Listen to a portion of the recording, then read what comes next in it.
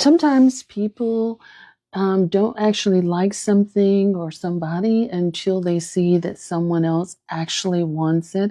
Hi, my name is Dr. Natalie Jones. I'm a licensed therapist, and I kind of wanted to do a little bit of a story time about food and cooking, and specifically my cooking.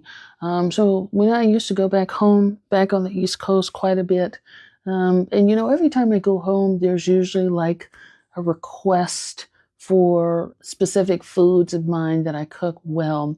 So, for example, my sister, who's older than me, she's like, she always wants me to, cook her a red velvet cake and lasagna. And this is food that I make from scratch. My mother, she always wants my chicken and dumplings or chicken and pastry, depending on where you're from, also always made from scratch. And so, true to form, I go home and when I go home, we usually stay at my father's house. And true to form, we're leaving and things like that. And my sister, makes her request, like, I have to have your lasagna. I want to, take it back. And so normally when I make lasagna, you know, um, I make like a big tray of it for her. And lasagna is something I usually only make once a year. And so I made it just a couple of days ago, and that's what made me think of the story, right? So, I made her a big tray of lasagna as per usual, just like she likes it. And I want to give you the side note before I continue on, so that this can make sense for you all. Um, so my father, he does not like Americanized Italian food or just Italian food in general. He's more of a Southern soul food type of person. Like, he likes homemade soul food. He does not eat things like pizza, spaghetti, or, lasagna. When I was growing up, I've never seen him eat that stuff.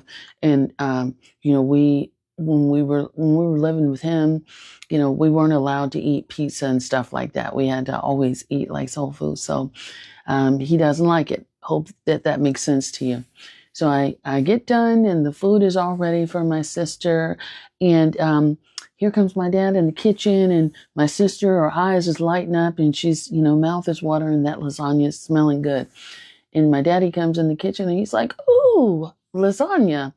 And we're just kind of looking, and he's like, "Oh, that looks good."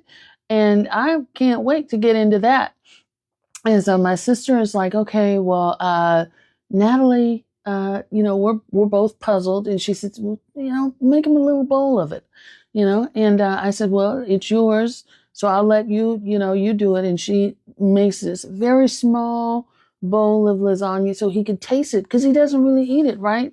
And so he had walked out of the kitchen, and he comes back in, and he's like, "Oh, okay, well, he takes the tray and he's like, "Thank you." Like the whole big tray. He takes that, and the little bowl is sitting there. And, my sister is like, what? And, she's like, "No." I said, and she's looking at me, and I said, "That's between you and Daddy. I'm going to let y'all work that out. I don't know what's gotten in him, but I'm going to let you two work that right on out, because the kitchen is closed, because homemade lasagna, all that kind of stuff takes several hours to make for me. Um, you know, so I guess she went in there, and him and her had words, and he didn't give it up. He did not give up the tray of lasagna, and I guess she wasn't going to fight him for it. And so she had to take the measly little bowl of lasagna, and do with that what she will.